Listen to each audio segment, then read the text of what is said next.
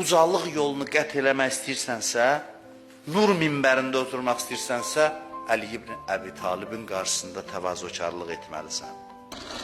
Ənənəmiz olub bizim xalqımızın.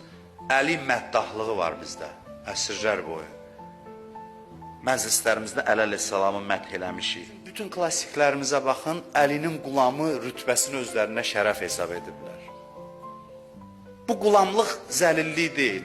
Qulamlığın bütün növləri zəlillikdir, bir Allah övliyalarına qulam olmaqdan başqa. Onların qapısında qulam olanlar ucalıq əldə ediblər. Onun məhəbbəti göstəricidir. Onun məhəbbəti qəlbdə varsa az şey yoxdur. Allah bizim xalqa nemət verib, biz Əli övladının aşiqiyik. Bizim xalqımızın məzhəbindən asılı olmayaraq, maraqlıdır. Azərbaycanda yaşayan bütün məzhəblərin Əli əleyhissalama xüsusi bir məhəbbəti olub. Toylarımızın, yaslarımızın zinəti olub. Hər bir şeyə biz Əlinin eşqini qatmışıq. Bu bizim üçün neymətdir. Bir adam Əliyə nisbətinə görə qəbri ziyarətgahdır. Seyiddir, neçənci övladıdır. Onun qəbrini, Əlinin ucalığının qarşısında, ona görə deyirəm, bizim xalqımızın fəzilət göstəricisidir. Çünki bu elə belə bir şey deyil.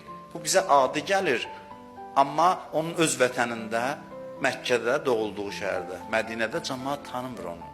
Qəlbin paklığının ən böyük əlaməti Əli ibn Əbi Talib əleyhissalamın eşqidir, məhəbbətidir. Qiyamət günü o məhəbbət meyyər olacaq insanın saflığına, insanın təmizliyinə. Allah bizə Həzrət Əli əleyhissalamla ayrı salmasın inşallah. Allah onun mövludunu bizə mübarək eləsin. Bir daha hamınızı onun mövludu münasibəti ilə təbrik edirəm.